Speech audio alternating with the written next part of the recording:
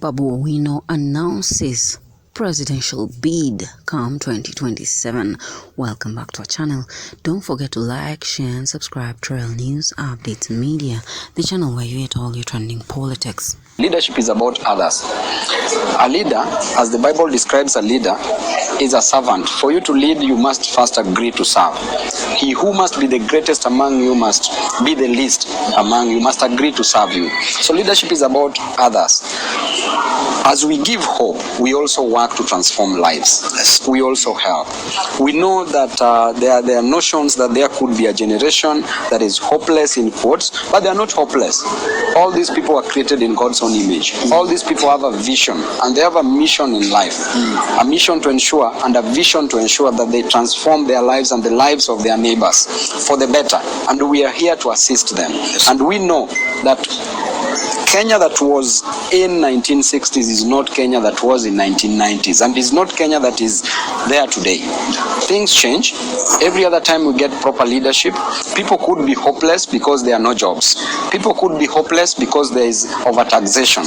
People could be hopeless because there is high cost of living. People could be hopeless because they can't afford education. But there is always hope, and the hope is the Almighty God. You can never delink politics from economic development. The role of politics in economic development, they are like twins. Because there is the process of electing a leader who controls the resources, who eventually grows an economy. So these two things are twins. Everybody in this country, anybody who goes to cast a ballot is a politician. That is a political process that they are engaging in, which means that they are all politicians. The question is, after electing a politician, what do these politicians do? Some become dealers, others become leaders. Some have a mission to destroy the nation, some have a vision to transform lives. So that is the only difference that we have. Therefore, when we elect a leader, it is better for that leader to work. And I want to encourage this generation, the Gen Zs, the millennials, to participate in the forthcoming elections in 2027, because they are the majority. They add up to 65 to 70% approximately of the Kenyan population. That means that they can produce a president among themselves.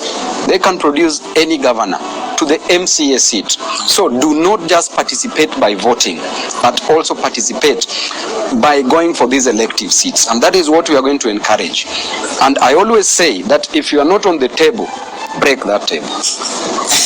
But you remember, Jesus was also breaking a table in church when people brought nonsense in the church. Yeah. That is the spirit.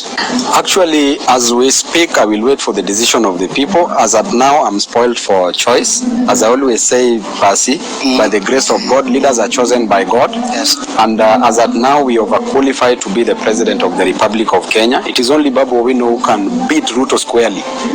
Squarely by a day before elections. Wachana na ile watu wanasemanga asubuhi.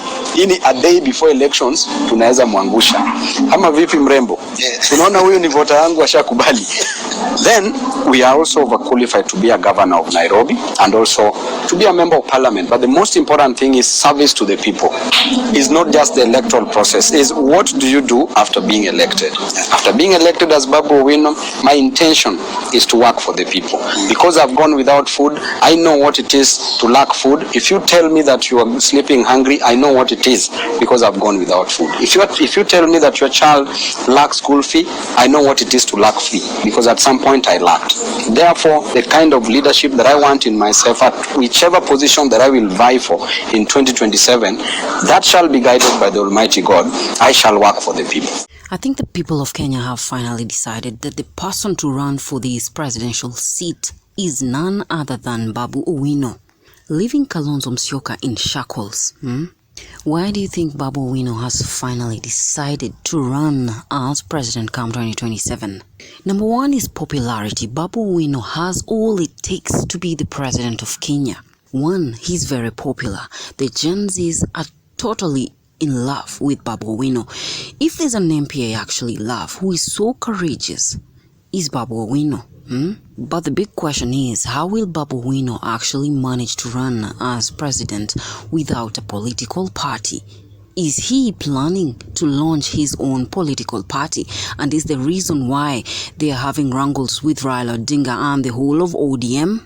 because we are very sure that Raila Odinga is not intending to actually support Babu Owino because he already pledged his support for Sakaja. So definitely, Babu Owino has to launch a political party. This is actually a smart move for Babu Owino. And actually, it will be a nice idea if Edwin Sifuna, James Orengo would be in the same political party as Babu Owino. I think in one of my videos, I told you that Babu Owino was actually planning to succeed Raila Odinga in Kisumu, rather Nyanza. Babu is actually capable of succeeding Raila Odinga.